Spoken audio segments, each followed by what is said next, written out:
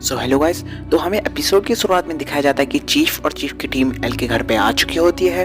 फिर एल कहता है मैं हूँ एल, और वो लोग बहुत ज़्यादा चौंके हुए होते हैं कि क्या ये एल है, और उन्हें बहुत ज़्यादा अजीब फील होता है। चीफ यागामी अपना इंट्रोडक्शन देते हैं कि वो है detective superintendent Yagami national police agency से। तो यहाँ पर हमें इन सारे टीम मेंबर्स के नाम बताए जाते हैं, जो कि है मात्सुदा, आइज़ावा, मोगी और ओकुता। ये कहते हैं हमें माफ करना, हम थोड़ा सा लेट हो गए थे यार। ये लोग बात ही कर रहे होते पर एल अपने हाथ से बंदूक बना के उन्हें मारता है और बोलता है बैंग। फिर आइज़ावा कहता है क्या ये कोई मजाक चल रहा है क्या? फिर एल कहता है मिस्टर सोइचिरो यागामी, अगर मैं कीरा होता है तो तुम्हें पता है तुम सब मर चुके होते अभी तक। क्या तुम्हें पता नहीं कीरे को सिर्फ नाम और शकल चाहिए होती है मारने के लिए किसी भी आदमी को?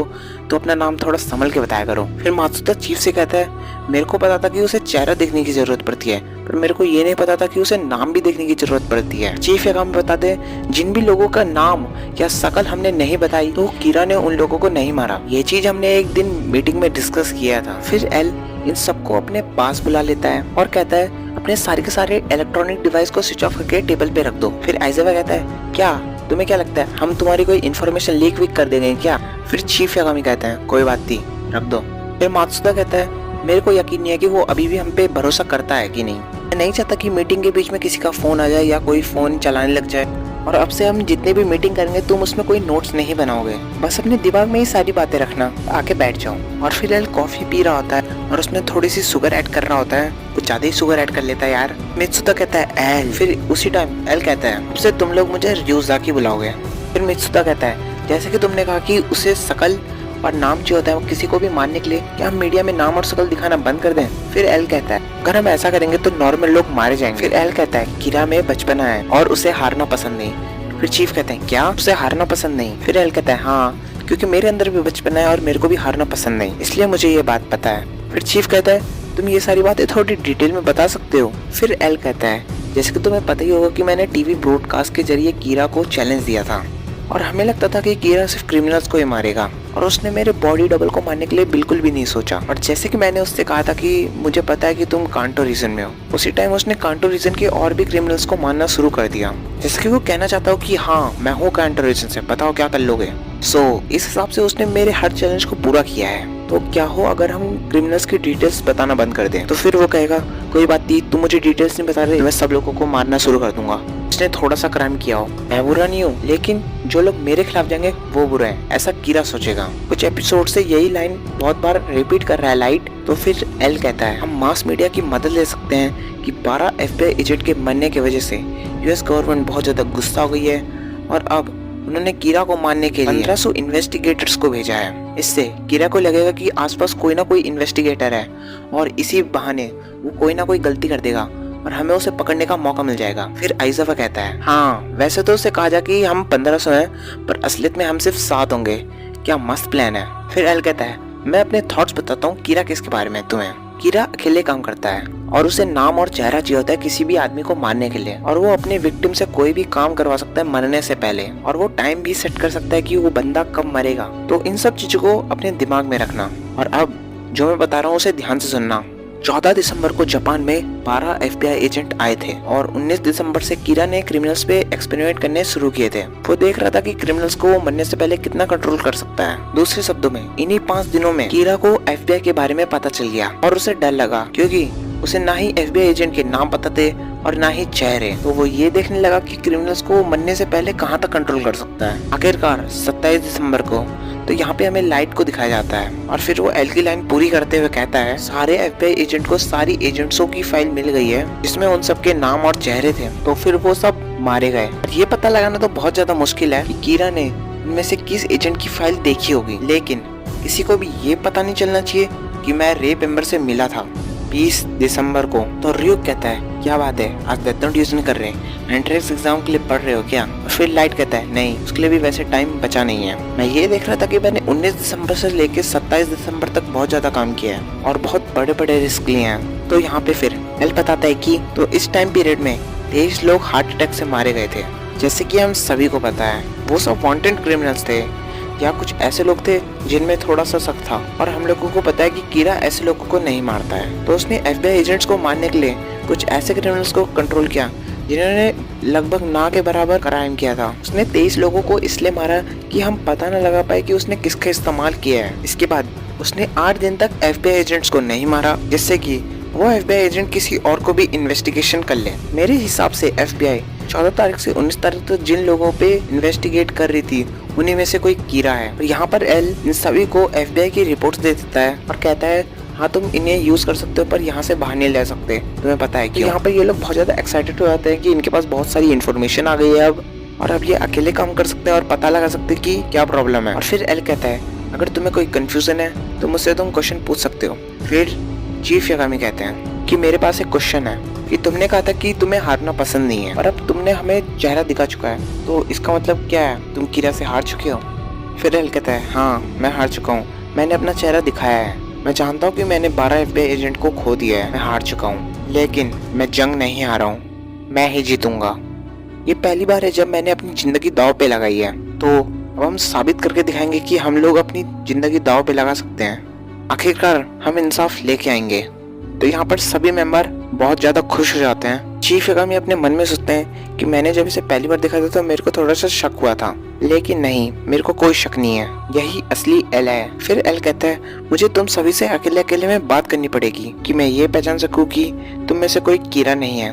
फिर आइज़ेफ कहता है इसका मतलब ये है कि ये अभी भी हम पे ट्रस्ट नहीं करता। फिर चीफ कहता है नहीं, ऐसी बात नहीं है, पहली बार भी हमारे टास्क फोर्स हेडक्वार्टर से इन्फॉर्मेशन लीक हुई थी, बहुत ज्यादा चांसेस है कि कीरा हम में से कोई एक हो सकता है। फिर मात्सुदा कहता है अगर ऐसा है तो उसने तो अब एल की फेस भी देख चुका है। तो आइज़ेफ कहता है हाँ, इसका मतलब है कि एल ने अपनी जान खतरे पे डाली है। यहाँ पे एल खिड़की के पास जाता है और सोचता है कि अभी तक तो सब ठीक चल रहा है, बस मेरे को एक चीज की जरूरत है, एक प्रूफ की। लाइट का सीन दिखाया जाता है और वो कहता है बस एक चीज, ये एक ऐसा सबूत है जिसे मेरे को छुपा के रखना है, अगर ये किसी के सामने आ गया तो मेरी जान भी जा सकती है।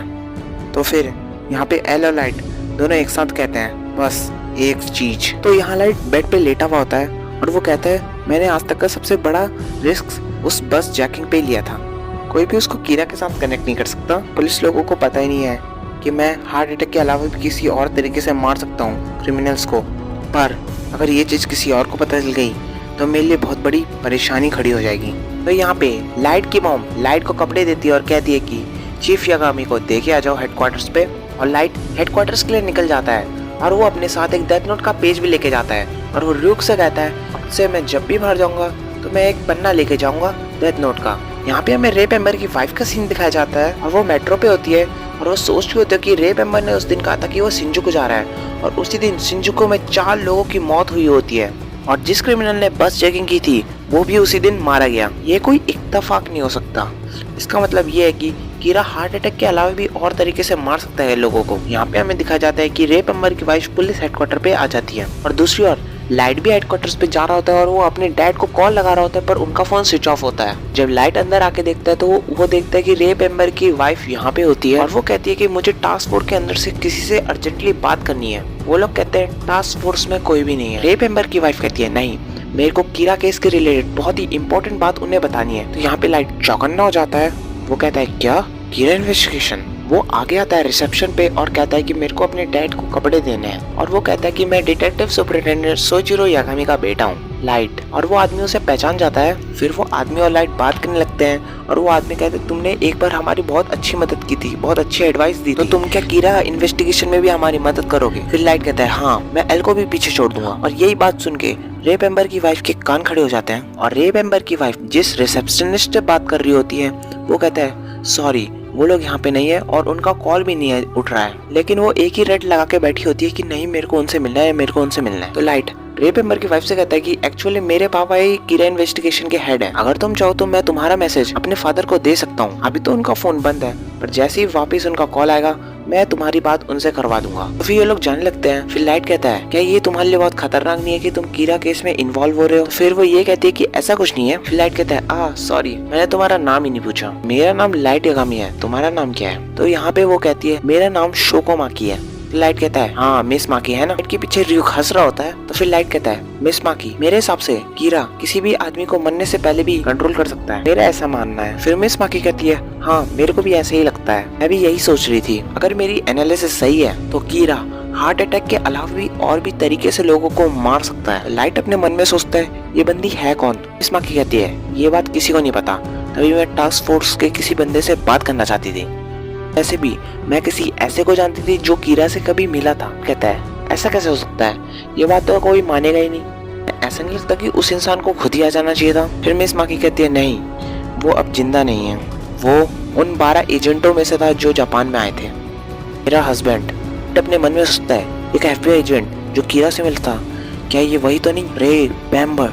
मिस माकी कहती है बस चेकिंग के 8 दिन बाद ही सारे एजेंट्स भी मारे गए। वो हाईजैकर जिसने 2 दिन पहले रॉबरी की थी वो भी उसी दिन मारा गया। ऐसा कैसे हो सकता है? इसकी पॉसिबिलिटी तो बहुत कम है। मेरे हिसाब से कीरा ने ये बस चेकिंग सेटअप की थी जिससे कि वो मेरे हस्बैंड से इंफॉर्मेशन निकाल सके और FBI एजेंट को मार सके। इस हिसाब से कीरा हार्ट अटैक के अलावा भी और भी तरीके से मार सकता है किसी को भी। वो बस चेकर हार्ट अटैक से नहीं मरा, तभी तुम सोचते हो कि कीरा हार्ट अटैक के अलावा भी और तरीके से मार सकता है। तो फिर मिस माकी कहती है हाँ मेरे पास कोई प्रूफ नहीं है, पर मेरे को ये पता है कि कीरा हाईजैकर को कंट्रोल कर रहा था। फिर लाइट कहता है क्यों? मिस माकी कहती है मैंने अपने हस्बैंड से पूछा था पर उसने किसी का भी नाम नहीं बताया, पर उसने कहा कि मैंने अपनी FBI ID किसी को दिखाई थी। ये एक टॉप सीक्रेट मिशन था और उसे अपनी ID दिखाने की कोई भी इजाजत नहीं थी, और जिसने भी उसकी ID देखी थी उसने ही FBI एजेंट को मारा है। फिर रियो कहता है अच्छा तो यही एक जीत थी जिसकी चिंता लाइट को हो रही थी। तो फिर लाइट कहता है तो तुमने ये कंक्लूजन इसलिए निकाला क्योंकि तुम अपने हस्बैंड का बदला लेना चाहती हो और तुम ये सोचती हो कि कीरा हार्ट अटैक के अलावा भी और तरीके से लोगों को मार सकता है। इसका मतलब तुम काफी कमाल की हो, पर ऐसा लगता है कि तुम कुछ ज्यादा ही सोच रही हो। लेकिन हम इसके बारे में कुछ और भी सोच सकते हैं, हो सकता है ये सही हो। ये कीरा इन्वेस्टिगेशन की काफी काम आ सकती है। जो तुम कह रही हो वो सही है तो कीरा बहुत ही जल्द पकड़ा जाएगा। और तुम्हारे हस्बैंड ने उसी बस में किसी को ID दिखाई थी जो कीरा हो सकता है। तो मिस माकी कहती है हाँ बिल्कुल सही। तो ये लोग आगे बढ़ने लग जाते हैं और फिर लाइट अपने मन में सोचता है थैंक गॉड आज तो मैं बाल बाल बचा। अगर इस बंदी ने पहले ही बता दिया होता पुलिस को मेरे आने से पहले तो मैं तो आज मर चुका होता। मेरे हिसाब से गॉड ऑफ डेथ के साथ साथ असली के गॉड भी मेरे साथ ही है। तो गाइस अगर आपको ये वीडियो अच्छी लगी हो तो हमारे चैनल को सब्सक्राइब करना और आगे की वीडियो देखने के लिए बेल आइकन को भी दबा देना। Till then sayonara.